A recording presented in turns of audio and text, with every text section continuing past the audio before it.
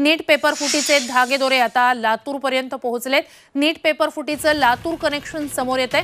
जिल्हा परिषदेच्या 2 शिक्षकांना पेपर फुटी प्रकरणी अटक करण्यात आलेली आहे। नांदेडच्या एटीएस पथकानं लातूरमध्ये छापेमारी केलेली आहे। संजय जाधव आणि जलील उमरखा पठाण अशी अटक करण्यात आलेल्या शिक्षकांची नावे आहेत। नीट पेपर फुटी प्रकरणी लातूरमधून दोघांना अटक करण्यात आलेली आहे। तर नीट संदर्भात आतापर्यंत गोधरा कनेक्शन समोर आलेलं होतं, पाटणा कनेक्शन समोर आलं होतं, आता लातूर कनेक्शन समोर येतंय।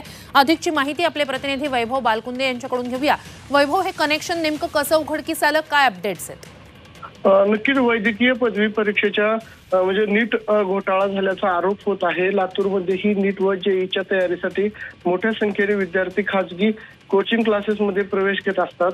त्यामुळे परीक्षेचा गैरव्यवहार या शहरात काही धागेदोरे आहेत का या दृष्टीने तपास सुरू होता।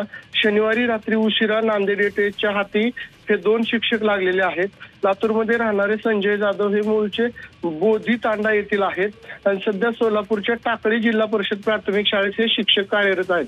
तर लातूरच्या अंबेजोगाई रोड भागात राहणारे जलील पठाण हे तालुक्यातील कातपूर या जिल्हा परिषद शाळेत आहेत। म्हणजे हे 2 जिल्हा परिषद शाळेत शिक्षक आहेत, संजय जाधव आणि जलील पठाण।